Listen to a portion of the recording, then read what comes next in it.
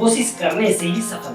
लक्ष्य उन्हीं को प्राप्त होती है जिनका कोई लक्ष्य होता है, कोई लक्ष्य बनाए हुए हैं। अगर उनके किसी को अपने लक्ष्य का पता ही नहीं है, कहाँ जाना है, तो वो कैसे जाएगा कि मुझे यहाँ जाना है, यहाँ पहुँचना है। जब तक आपको डेस्टिनेशन पता नहीं रहेगा कि मुझे यहाँ पहुँचना है, तो आप कैसे पहुँचेंगे आप बताइए।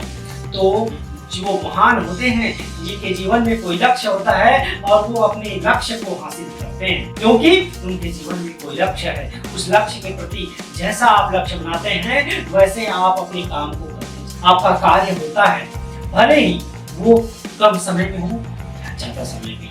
और सबसे पहले कोशिश करने से ही सफलता मिलती है। एक बार चंद्रगुप्त मौर्य ने चाणक्य से पूछा कि जब भगवान ने पहले से ही सब कुछ लिख रखा है कि ये मिलना है और मिलेगा, तो हम कोशिश क्यों करें। तो इस पर चाणक्य जी ने बहुत सुंदर जवाब दिया था कि हो सकता है जो आप लक्ष्य तय किए हैं, जो आप चाहते हैं, जो पाना चाहते हैं, वो कोशिश करने से ही मिलेगी। तो आपको कोशिश करना ही पड़ेगा।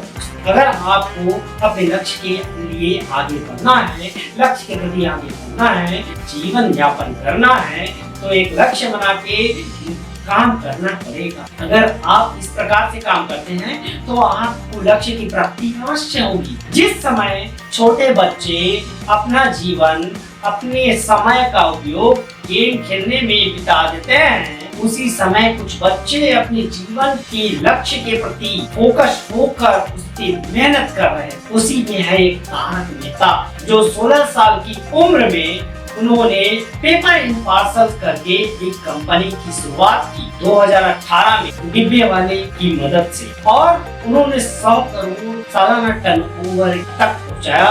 और देखिए आज उनको सबसे यंग एंटरप्रेन्योर कहा जाता है और उन्हें बेस्ट टीचर दिया गया, ग्लोबल वर्ल्ड बेस्ट टीचर। तो आप बताइए, कब एक 16 साल का बच्चा कुछ कर सकता है, तो आप क्यों नहीं कर सकते? आप क्यों नहीं कर सकते?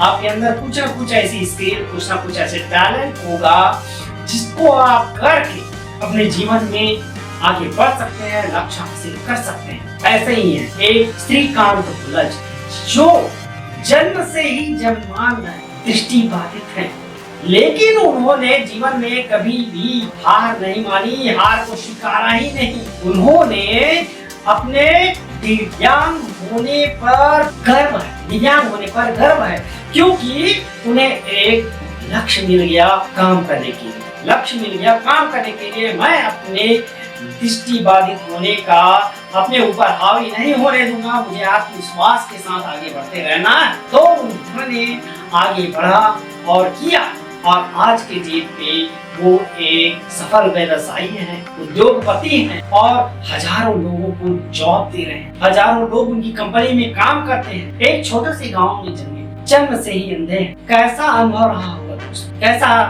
रहा होगा?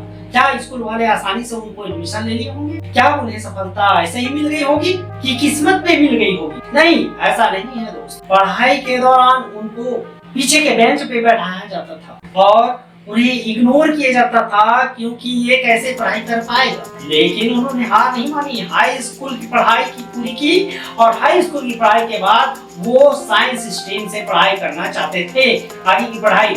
जब उन्होंने स्कूल पे जाके एडमिशन के लिए बात करी, तो उन्होंने शिक्षण संस्थान ने उनको मना कर दिया कि ये साइंस स्ट्रीम नहीं ले सकता, नहीं कर सकता। तो आप बताइए कैसे करें? तो उन्होंने उस स्कूल संस्थान, शिक्षण संस्थान सरकार के ऊपर और 6 महीने के अंदर रिजल्ट आया और उन्होंने जीत हासिल की और आगे की पढ़ाई पूरी की।